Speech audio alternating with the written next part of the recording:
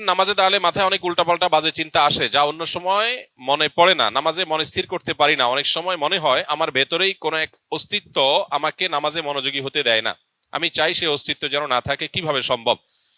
ভাই, নামাজের মধ্যে যখন দান এবং এরকম যখন পরিস্থিতি তৈরি হয়, তখন তো বুঝাই যায় যে শয়তান এখানে কাজ করছে। অন্য কোনো সময় মনের ভিতরে এত ওয়াসওয়াসা আসে না, অন্য কোনো কাজের প্রতি এত অনীহা আসে না, নামাজে কেন আসে? তাহলে বুঝতে হবে যে এখানে শয়তান অ্যাক্টিভ হয়ে গেছে। একজন ইমানদার এই ধরনের পরিস্থিতিতে আল্লাহর প্রতি ঈমান তার আরো বেড়ে যাবে।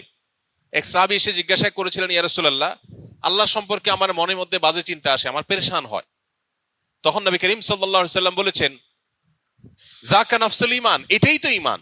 তোমার মনের মধ্যে আল্লাহ সম্পর্কে বাজে চিন্তা আসছে, তোমার খারাপ লাগছে, তার মানে শয়তান তোমার ঈমান হরণ করার চেষ্টা করছে, তুমি লড়াই করার চেষ্টা করছো, তোমার ভিতরে ঈমান আছে যে, এটা বোঝা যাচ্ছে এখান থেকে।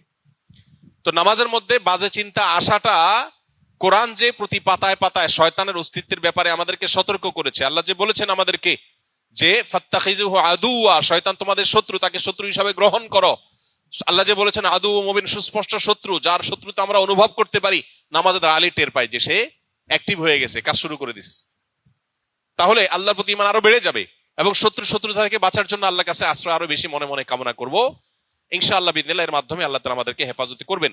এরপরে যদি ইচ্ছার বাইরে কারো মনের মধ্যে এরকম কিছু চলে আসে যেটা তার নিয়ন্ত্রণে না, সে চেষ্টা করবে সরায় আনার জন্য। এটুকু হলে ইচ্ছার বাইরে যেটুকু মন নামাজের বাইরে চলে গেছে, এর কারণে গুনাহ হবে না। আর আল্লাহ সম্পর্কে বাজে চিন্তা, এটা এখন ঘরে ঘরে জনে জনে, শত শত হাজারো মানুষ আমাদের কাছে কাগজ লিখে দেন যে আল্লাহ সম্পর্কে বাজে চিন্তা আসছে।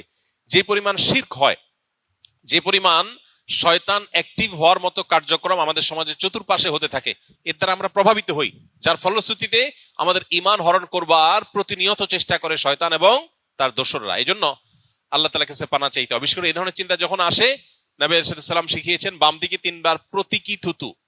প্রতীকী থুতু মানে সুইয়ের আগার মতো, ফোঁটা মতো এরকম থুতু 3 বার বাম দিকে ফেলা, এবং সেই সাথে আউযু বিল্লাহি মিনাশ শাইতানির রাজিম, শয়তান থেকে আল্লাহর পানা চাওয়া, এবং আমানতু বিল্লাহি ওয়া রাসূলিহি, এভাবে পাঠ করা। এগুলোর মাধ্যমে ইনশাআল্লাহ শয়তানের ওয়াসওয়াসা থেকে মুক্তি লাভ করা যাবে। এটা নামাজের বাইরের কথা বলেছে। নামাজের মধ্যে আল্লাহর কাছে মনে মনে পানা চাইবেন এবং শয়তানের সাথে সংগ্রাম করে নামাজের দিকে মনোযোগ দেওয়ার চেষ্টা করবেন, এটাই যথেষ্ট ইনশাআল্লাহ।